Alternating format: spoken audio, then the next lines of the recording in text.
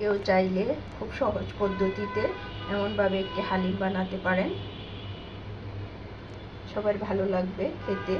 ইফতারিতে যদি এরকম ভাজাপোড়ি ছাড়া এরকম রেসিপি থাকে তাহলে তো কথাই নেই। এরকম বাটির আমি 3 বাটি হালিম রান্না করেছি, 3 জনের আন্দাজের। এরকম চামচে 2 চামচ হালিম দিয়েছি।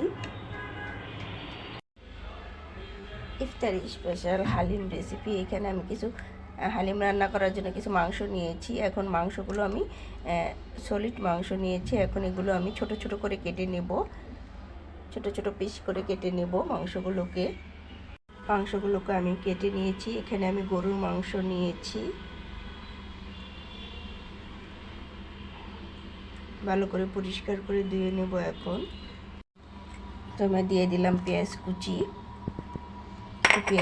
দিয়ে দিলাম, কিছু দিয়ে দেব একটু মরিচের ফাঁকি, ধনিয়া ফাঁকি, জিরা, উপরে আদা, রসুন,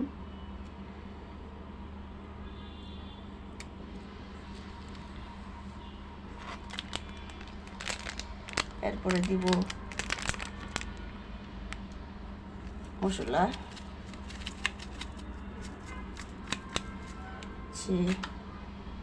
হালিমের মশলা দিয়ে দিলাম, লবণ,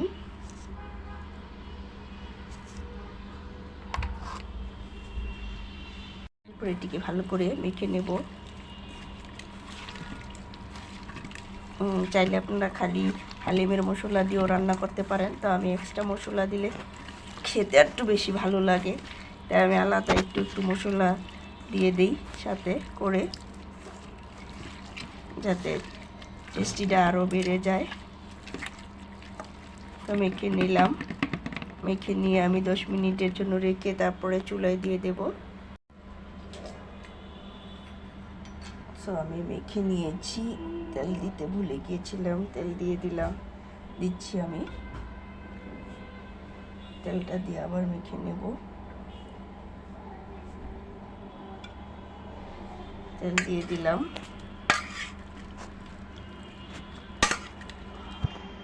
বসিয়ে দিয়েছি অলরেডি। মাংসটাকে চুলায় বসিয়ে দিলাম।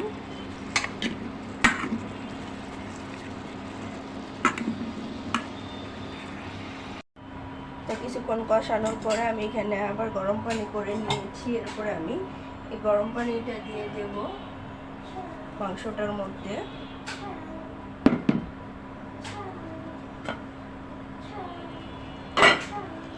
মাংসটা আমার কষানো হয়ে গেছে, তো আমি গরম পানি দিয়ে যাতে সিদ্ধ হয়, আর বাকি গরম পানিটার মধ্যে আমি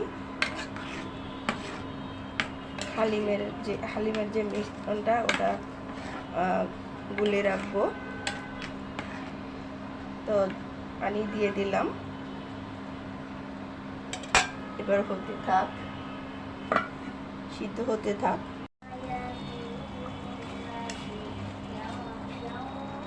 লাস্টে আমি একটু গরম মশলা দিয়ে দিলাম, গরম মশলার ফাঁকি দিয়ে দিলাম। আমার মাংসটা হয়ে গেছে রান্না। এখানে আমি কিছু পানি গরম করে নিয়েছি। এরকম চামচে আমি 2 চামচ দিয়ে গুলে নেব, পানির মধ্যে দিয়ে তারপরে গুলে রাখবো।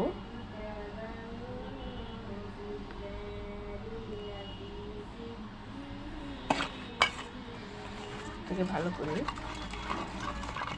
কিছুক্ষণের জন্য পানির মধ্যে করে রেখে দেব। এরপর আমি হালিমের মিক্সগুলো মাংসের মধ্যে ঢেলে দিয়েছি। আমার প্রায় হয়ে আসছে। এরপরে আমি আরও কিছু মশলা দিয়ে দেব।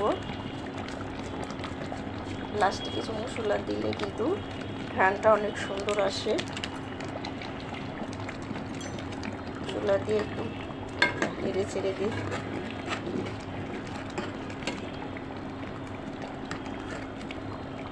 হালিমটা আমার রান্না হয়ে গেছে, এখন আমি বাগার দিয়ে নেব।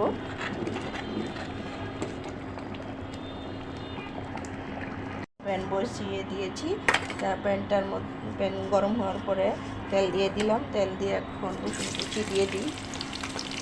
রসুন কুচি দিয়ে আমি ঢাকা দেবো।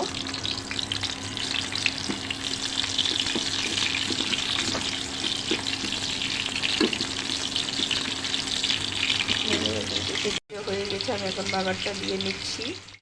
এখন এই যে রসুনগুলো আমার লাল করে ভেজে নিয়েছি, এখন আমি বাগারটা দিয়ে দিলাম। এমন একটা হালিম রেসিপি যদি ইফতারি বা ঈদ স্পেশাল হয়ে থাকে তাহলে তো কথাই নাই, খুবই সুস্বাদু হয়।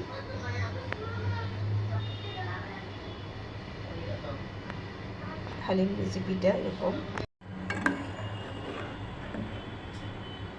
একদম পারফেক্ট একটা হালিম রেসিপি।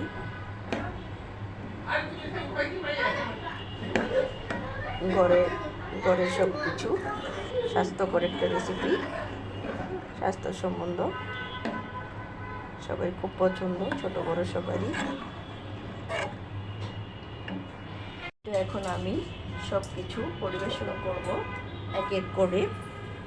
হালিমে যা যা দিতে হয় সব কিছু দিয়ে দেব। পেঁয়াজ বেরেস্তা ছিটিয়ে উপরে দিয়ে দিচ্ছি।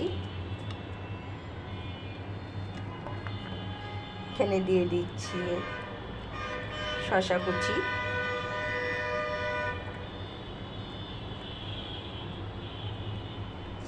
ধনিয়া পাতা, সব কিছু দিয়ে কিন্তু একটা পারফেক্ট হালিম। আপনি চাইলে এটা ইফতারির টাইমে ঈদ স্পেশাল করতে পারেন। কাঁচামরিচ দিয়ে দিচ্ছি কিছু, ছোট বড় সবার খুব পছন্দের। লেবু রস দিয়ে পরিবেশন করবেন, খেতে কিন্তু অনেক টেস্টি হয়। এমন একটা হালিম যদি থাকে পেতে, খুবই মজাদার স্পেশাল একটা হালিম। চাইলে আপনারা বানিয়ে খেতে পারেন। ঘরে বানানো এই হালিমটা একদম পারফেক্ট, অনেক সুস্বাদু হয়েছে এই হালিমটা খেতে। কেউ চাইলে খুব সহজ পদ্ধতিতে এমনভাবে একটি হালিম বানাতে পারেন, সবার ভালো লাগবে খেতে। ইফতারিতে যদি এরকম ভাজাপোড়ি ছাড়া এরকম রেসিপি থাকে তাহলে তো কথাই নেই। এরকম বাটির আমি 3 বাটি হালিম রান্না করেছি, 3 জনের আন্দাজের। এরকম চামচে 2 চামচ হালিম দিয়েছি।